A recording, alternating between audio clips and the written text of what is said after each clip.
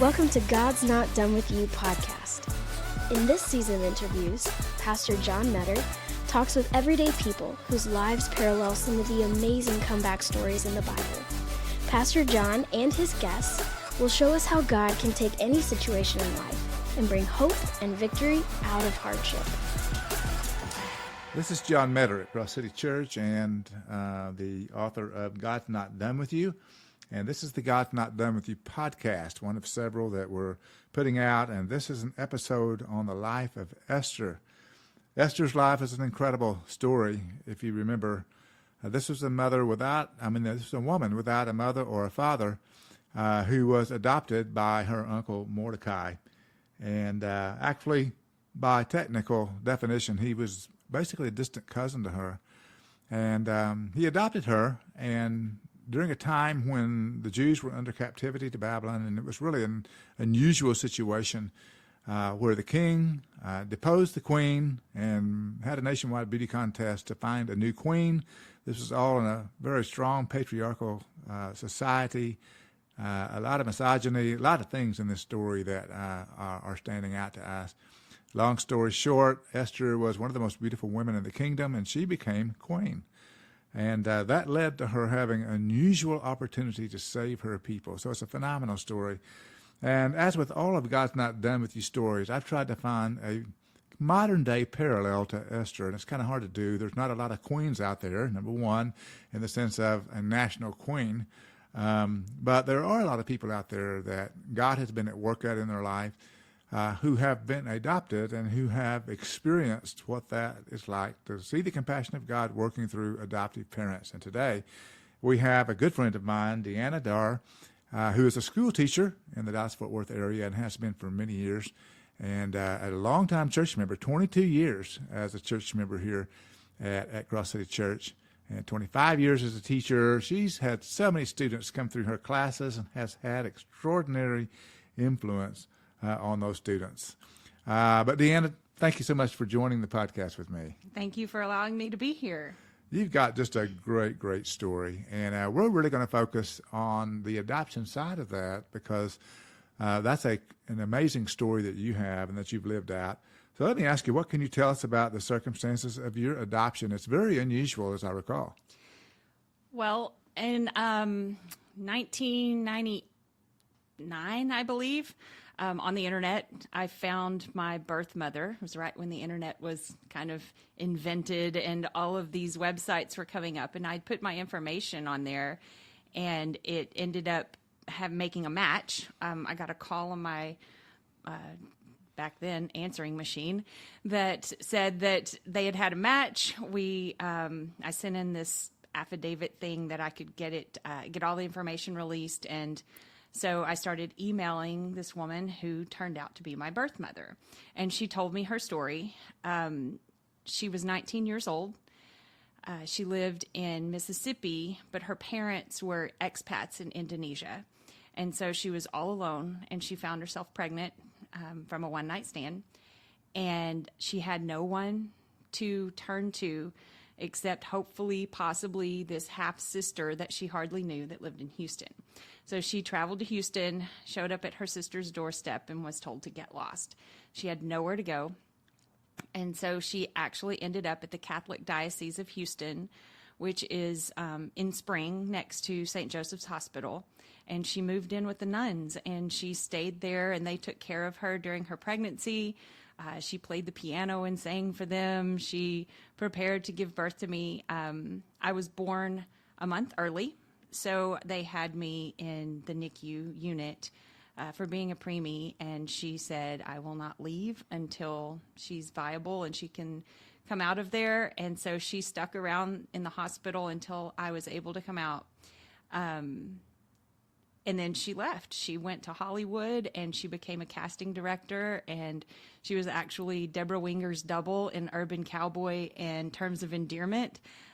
She did all the things that she had dreamed of doing, and I was given to a family. Wow.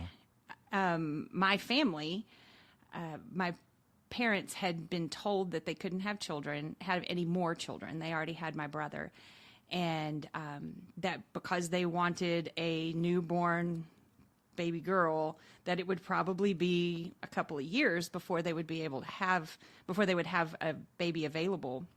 But because my birth mother was Cherokee, she had put as one of the caveats that the adoptive family had to have Native American blood.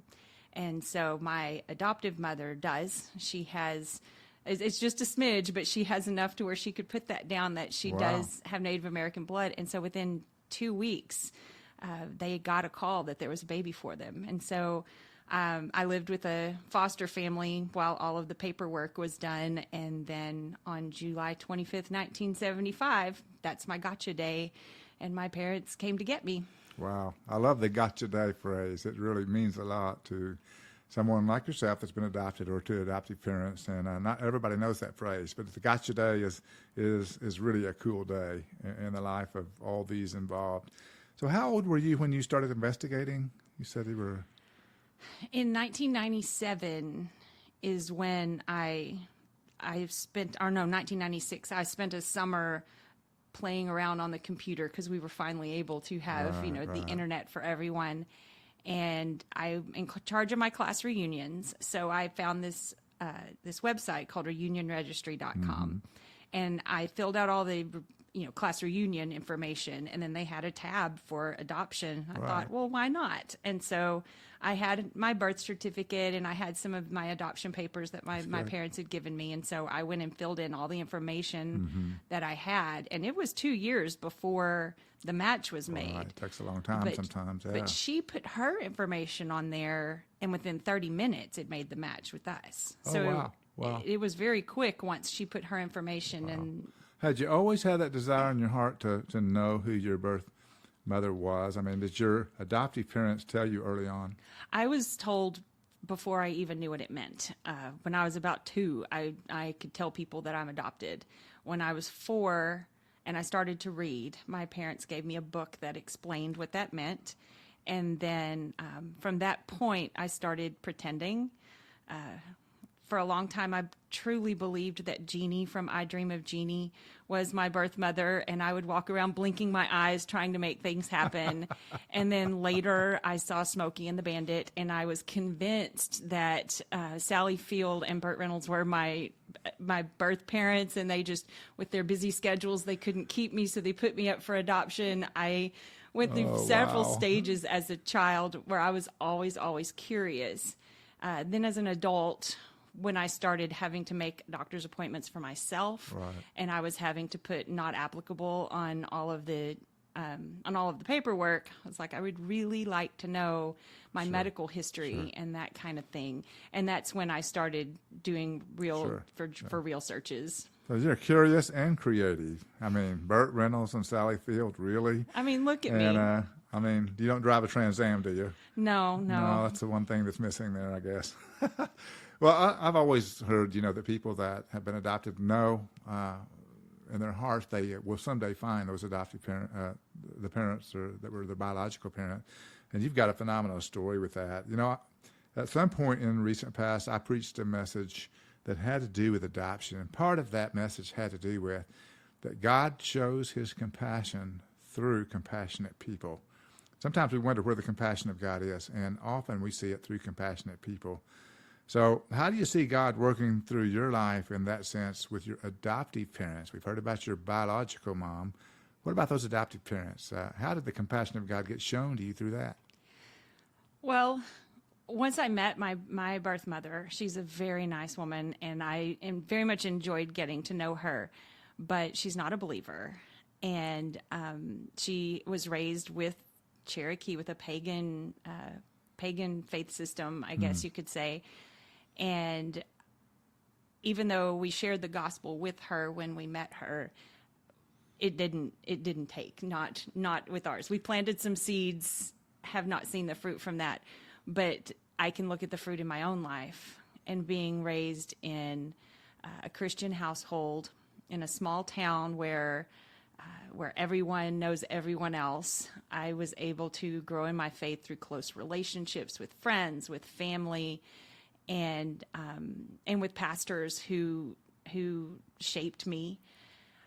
I've been very, very blessed in that, so that when I did go to college and I was I was on my own and I had more freedom, I stuck with that. Yeah. And have since, I've, rebelled a little and wavered a bit because all people do, but I always come back to my roots. Wow. And I have those roots not from my birth, but from my adoption. And I feel because of that nurture is more important than nature.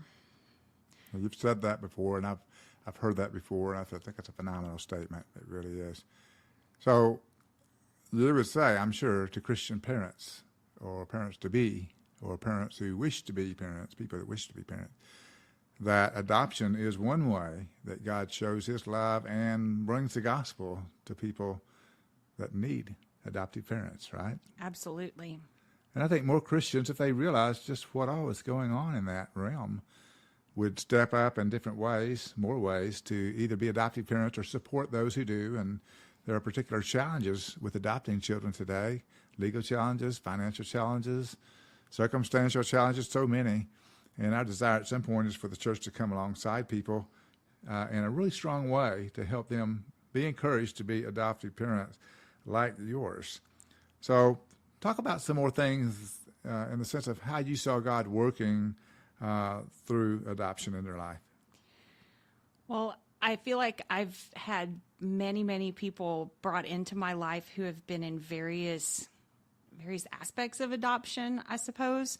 And I think God has done that on purpose, not just to remind me of the beauty of my adoption, but also for me to be an encouragement to them. I have one friend from high school who adopted a sibling group of 5 and went from 0 kids to 5 kids in one fell swoop. I have a friend who she really wanted to carry the child herself, so she adopted an embryo from in vitro that weren't going to be used, and so they adopted out their embryos, and so she was able to carry a child and have him. Mercy. I watched one family held the hands of a good friend who they were in the midst of the adoption. They were at the hospital to pick up the newborn, and the mother changed her mind there in the hospital, and the heartbreak that they went through with that, just to turn around, and a few months later they got a call and they said, "We have another baby for you, come get her." Great. And now their family is complete because of that. But being able to walk with these people through their adoption experiences as an adoptee, I think that has been a blessing to me in ways that I can't even describe. Well, when you hear the Bible verse in Romans that talks about how we're adopted sons and daughters of God, what does that do to you? Because, I mean, that should do to you something that may be a little deeper, a little different than it does to the average person that doesn't even think about that. When I was in high school, I went through my Bible and I highlighted the word adoption every time it was used, because I did feel like God was using those verses to speak directly to me. And I still feel that today. I laugh with my brother because the adoption means that legally I can't be disowned, but he can, because they gave birth to him and I'm solid. Like, legally they can't do nothing can be taken from me. And you mentioned that once in a sermon several weeks ago, and I remember poking Amy Dixon and was like, "Hey, that's me. I can't be taken away. I can't be disowned." What a joy to be able to tell your brother that you're more special than he is. Oh, I don't know. I'm just special in different ways. And that is true. The Bible uses that word adoption to remind people of that day of the Roman era. The laws of the Roman era were such that an adoptive son or daughter could never be disowned, but a biological one could be. And because that adoptive parent had investigated to every degree that they could what that adoptive son or daughter would bring to the family. And it was a logical choice. It was a reasoned choice. In some cases, it had to do with the family fortune to be made. And so they could not ever disown them. And what an incredible way for God to take that reality and that definition of just one word, the word adoption, and bring it into our relationship with him, where we could never be disowned. because of the blood of Jesus Christ in our lives. Man, that's a powerful analogy that you've lived out in so many different ways, not just spiritually, but physically. You understand that. So when people think about adopting, or they think about the fact that they are adopted, or when some mom-to-be who's carrying a child wonders about the wisdom of adopting a child out, what kind of general counsel would you give them? Obviously, it's been positive for you, but how would you encourage them?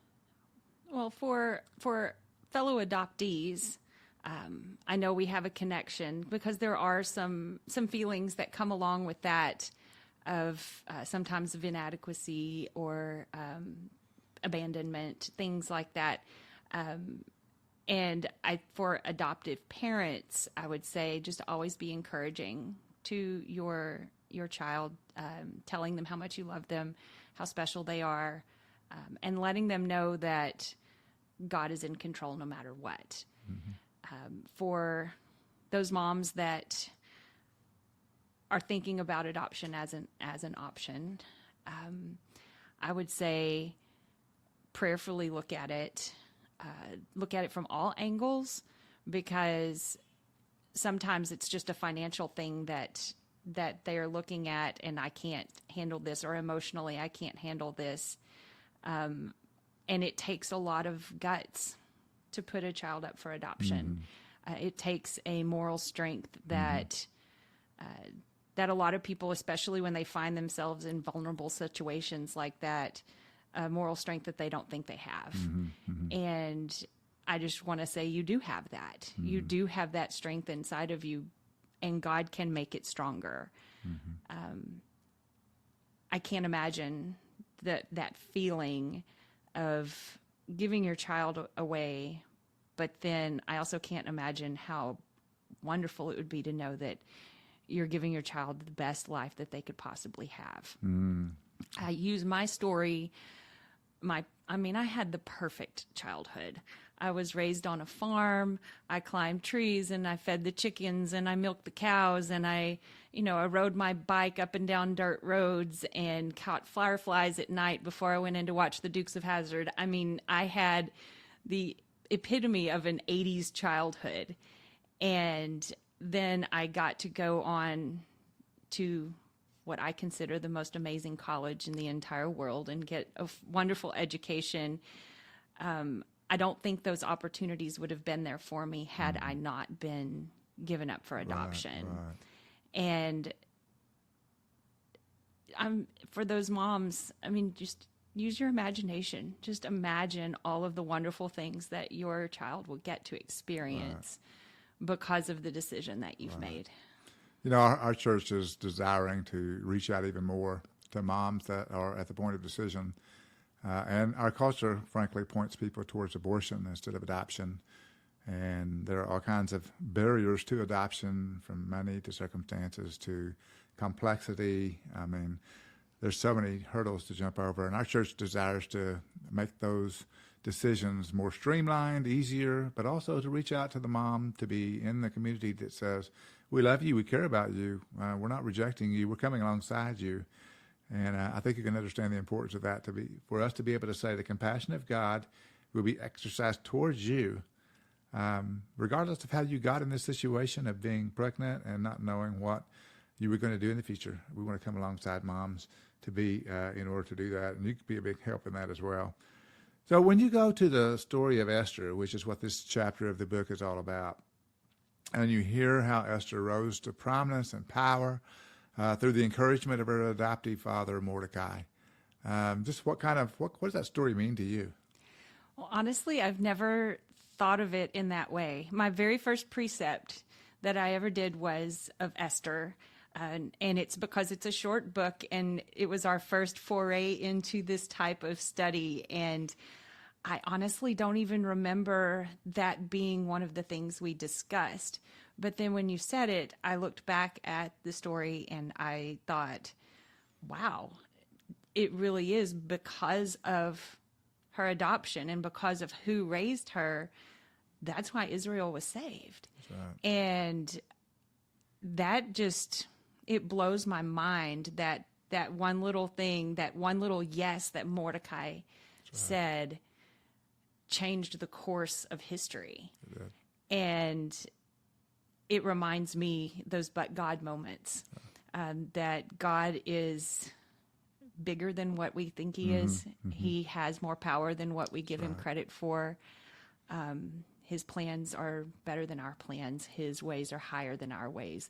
We're not always going to see it, because her not having a mom and dad obviously would be a devastating thing to be in. But God used that tragic situation to do great things. And the Romans 8:28, that God has a purpose that is for the good of those who love him and are called according to his purpose. So many things that come into play there that I never thought of until you asked me to do this podcast. And then I had a huge epiphany of, wow, that really does work. That works that way. Yeah, that's so encouraging. And my encouragement to you, if you're listening to the podcast today and you see something of yourself in the story, whether you're an adoptive mother or whether you have a child you've adopted, or whether you are a child that has been adopted, or you're a mom-to-be or a mom considering adoption, that you can see God's hand in all this. It's not as tragic as you might imagine. In fact, it may have, like you said, Deanna, a surprise and influence that you've never considered. And I love the fact that the Bible takes a story like Esther and brings out one aspect of that and highlights it for us to see, and then it really connects with us with where we are right here and now. And that's where you've been your whole life in one way or another. And Deanna, I just am so grateful for your willingness to share the story. And I think that we'll talk with you again at some point soon, because we're going to be talking about this FAM ministry, foster and adoptive ministry. Really, foster adoptive ministry is what FAM stands for. It's not connected with the book, God's Not Done With You, but it is connected to our church, Across City Church, and it's connected to hopefully hundreds of young women and moms-to-be and parents-to-be who are adoptive parents, or at least considering it, that would let more stories like this unfold and let more lives be touched in some way. But I thank you so much for being with us today, and it's just great to have you in this room. Well, thank you very much, Pastor.